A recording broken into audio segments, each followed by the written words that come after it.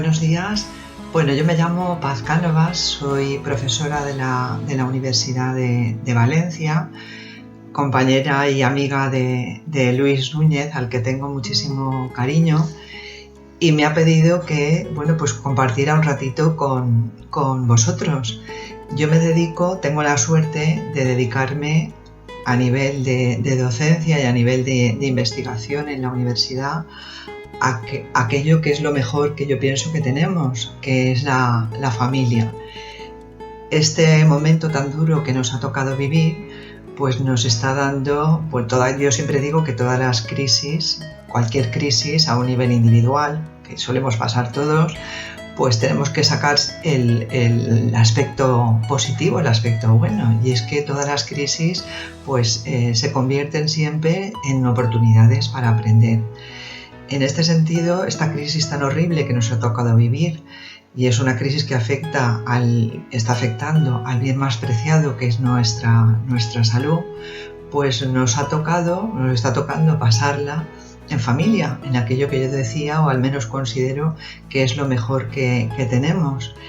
Y como tal crisis que estamos viviendo, confinados todos en familia, pues es una oportunidad para que podamos aprender, para que podamos compartir pues todos los momentos juntos. No son unas vacaciones, estamos en la vida, más o menos en el devenir de la vida diaria. Y como os decía, pues es una oportunidad para compartir con nuestros hijos y para ir aprendiendo e ir construyendo cosas estupendas, cosas maravillosas juntos y juntas. Yo os iba a hablar un poquito de la comunicación. Es decir, estos días pues nos estamos tropezando unos con otros y estamos intentando adaptarnos a esta realidad que ya llevamos bastantes días. Y la comunicación es un aspecto fundamental en nuestras vidas, en esa relación entre padres e hijos. Y voy a intentar, centrarme en un aspecto fundamental. Yo siempre digo que es la antesala de la comunicación, que son las actitudes que adoptamos ante la comunicación. Es decir, es como el primer paso. Las actitudes son predisposiciones más o menos estables que cada uno tenemos de conducta. Cuando hablamos de la comunicación, lógicamente hay actitudes negativas y positivas. Las actitudes negativas ante la comunicación actúan de barreras, es decir, entorpecen que yo me pueda comunicar con mi hijo y con mi hija.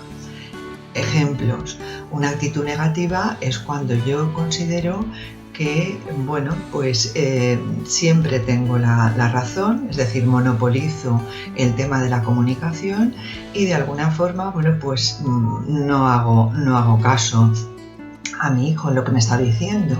Entonces, en este sentido, lógicamente, eso entre mi hijo y yo se produce una barrera. Otra actitud negativa ante la comunicación es, por ejemplo, también lo que se llama formación reactiva, es decir, pensar que mi hijo y mi hija es de una forma determinada y nada le puede hacer cambiar. Y otra actitud negativa importante es la escucha fingida. Esa escucha fingida, ¿qué supone? Que yo tengo tantas cosas que hacer como madre, que aquello que me está contando mi hijo intento poner una cara así de atención, de escucha, pero lógicamente no estoy centrada en aquello que me están diciendo. Entonces, en este sentido, la otra persona, mi hijo o mi hija, que en ese momento están actuando de receptores, se dan cuenta. Es decir, cuando el otro o la otra nota que aquello que yo le estoy diciendo, no lo está escuchando, lógicamente llega un momento que se produce una barrera y se produce una desconexión. Por el contrario, las actitudes positivas son aquellas que propician, favorecen, generan comunicación. Entonces, en este sentido, os voy a hablar de la escucha, un poquito de la escucha activa, y en concreto os voy a dar una serie de pautas para poder generar esa escucha activa con nuestros hijos y nuestras hijas.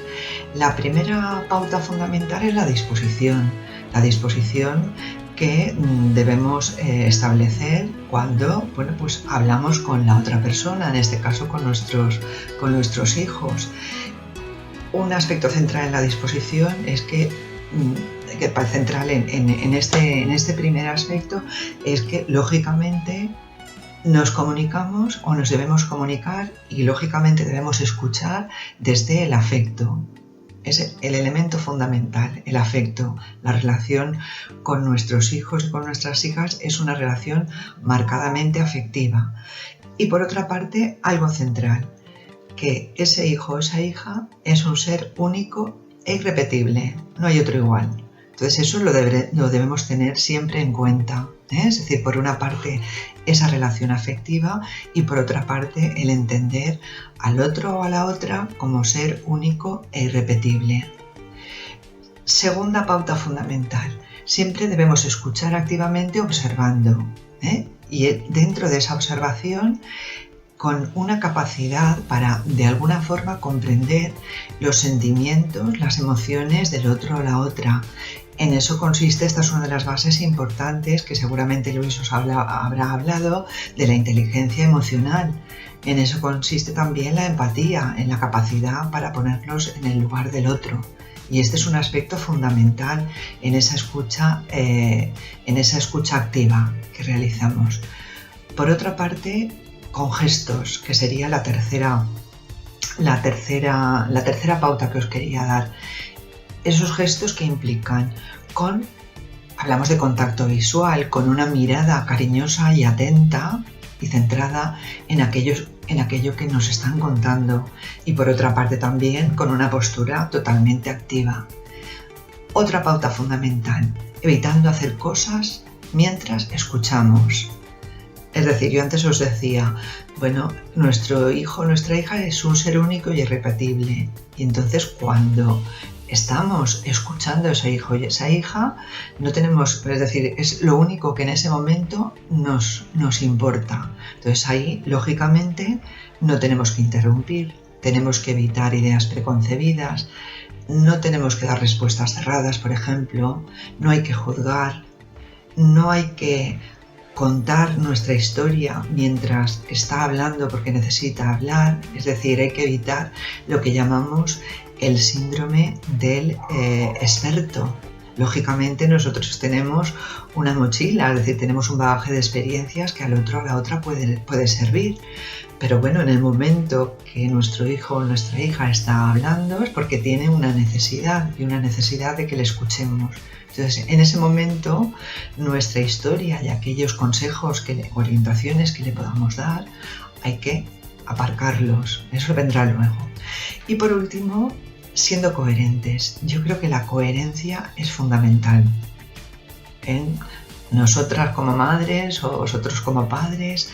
Es decir, y yo la coherencia siempre la planteo, por una parte, a nivel individual, es decir, yo como madre tengo que ser coherente entre aquello que digo y cómo actúo.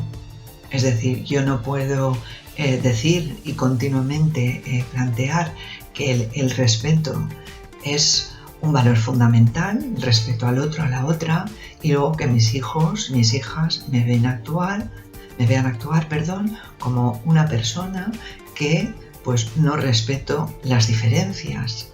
Es decir, soy intolerante a lo mejor ante las diferencias, ante la persona diferente. Y por otra parte, coherencia también entre la pareja, entre los padres. Es decir, con esto no quiero plantear que entre la pareja no puedan existir discrepancias, por supuesto, y es fenomenal que discrepemos. Pero esas discrepancias se deben realizar, o sea, no se deben plantear cuando estamos con los hijos a modo de discusiones, sino, bueno, pues en momentos a lo mejor de estar solos, donde debemos discutir y debemos ponernos de acuerdo en nuestros planteamientos educativos. Y esto es algo fundamental y algo que los hijos agradecen y que, bueno, pues que es la base también de una educación en valores, esa coherencia educativa. La mejor forma de educar en valores, me estoy yendo ya, pero al tema todo aquí, todo está relacionado, es aquello que nuestros hijos, es decir, los referentes significativos que los hijos tienen delante.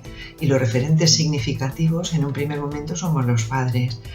Y lo más importante en la educación en valores es esos referentes significativos, pero referentes que son coherentes, es decir, que existe una coherencia entre aquello que ellos dicen y cómo actúan. Bueno, pues me he extendido un poquito, esto iba a ser un poco más corto, pero bueno, espero que os haya gustado y sea útil. Hasta luego, ánimo y cuidaros mucho.